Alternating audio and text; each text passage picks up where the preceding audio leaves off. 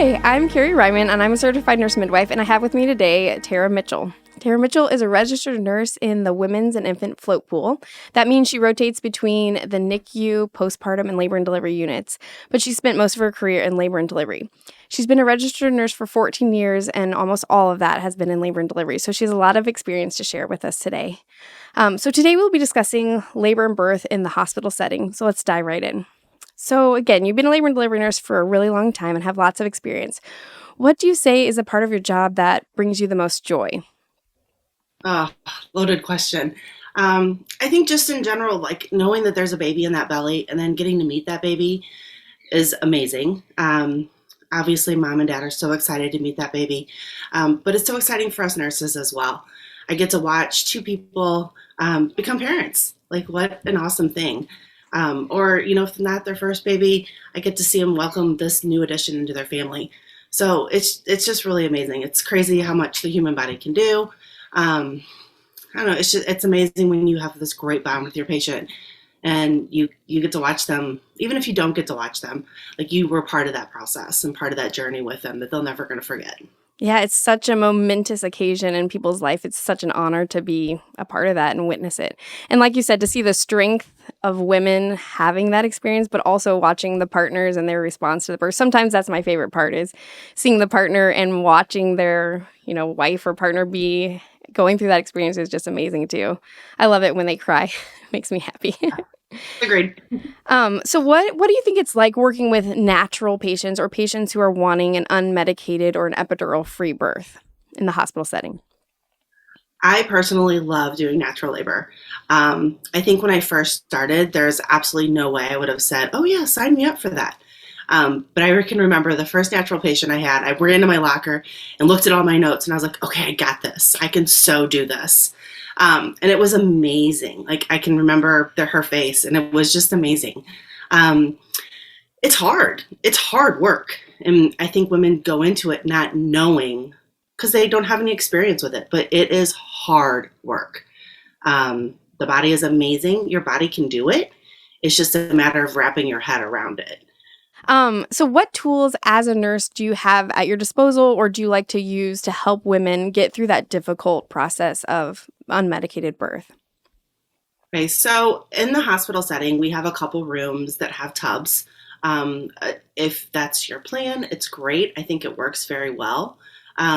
We have, the birthing balls, we have peanut balls, we have the squat bars, um, and of course, all the nurses are going to be able to be there to support you. Um, so we have pretty much everything that you could need. Of course, we welcome doulas. Those are always a pivotal, support. Yeah, and we have intermittent monitoring too, or the mobile monitoring where they can still walk around and not be trapped Right, into a single position. right. And then what type of things do you like to use on more of an emotional level, or what are the ways that you find women respond best to the support of nurses? Is it talking to them? Is it rubbing their back? Is it helping their partner get involved? What aspect of that part of care do you like the best? I think that is individualized with every person. I always tell my natural laboring moms, I will be in here as much or as little as you need. That being said, I also tell them I pretty much have a good idea of when you're going to need me, Right. from that point forward, I don't leave their side until they say. Um, I do always ask them, like, you have to tell me, you have to tell your partner what is good for you, what is not.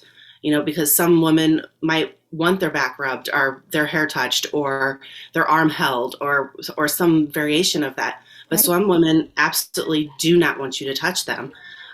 So I put that power to them and let them know you are in charge here. You have to let me know what is good for you. Right. And I like that you're giving the power to the women and letting them know I'll be here as much or as little as you want, because like you said, everyone's different. Some people want that constant reassurance, constant talking, and other people want complete silence and hands off. So I think that's great that that's your approach to things. So what would you say is your best piece of advice for parents planning an unmedicated hospital birth? I would say prepare. And that's a crazy thing. How do you prepare for something you've never done before? Right. Do your research, have a plan, but also know that that plan can change in an instant. That regardless if you're in a hospital setting or if you're in a home setting or wherever you are, that plan can change in an instant. And I think that's the most important thing, is to be flexible. Yes, we know you have a plan. Yes, we know you want to do this unmedicated. At the end of the day, we both have the same goal: healthy baby, healthy mom. Right. Yeah, I agree. Flexibility needs to be absolutely written into the birth plan, mentally prepared for. Because even if we want it to go a certain way, there's, like you said, lots of factors that can change that. And the nurses that will still work with you as that plan changes, as well as your provider. But I agree, flexibility is crucial. And then any other advice that you have just from the experience of a labor and delivery nurse that you want to share with expectant parents? I think one thing, if you're planning on going natural, two things. One, it's a marathon, not a sprint. And you have to be prepared for that marathon. I think first-time moms, the thing that gets first-time moms majority of the time is endurance. Not that they couldn't do it. And I tell first-time moms a lot of times, when they're not successful, they got an epidural, and they now have this huge, like, oh my God, an epidural. Who cares, lady? You have a cute baby. You're healthy. It's fine. But I tell those first-time moms, look, maybe the next time. Maybe you can do it next time. First labor is tough. Yeah. And giving yourself the grace to understand that, hey, I didn't fail just because I got an epidural. I changed my mind as the situation presented itself differently than I expected. So I agree with that. Absolutely. Well, thank you so much, Tara, for talking with us today. We really appreciate your time. No problem. Thanks, Kari. Today, we had the pleasure of talking with Tara Mitchell, an experienced labor and delivery nurse. She gave us great information and tools that are available to support a hospital birth, whether it's medicated or unmedicated.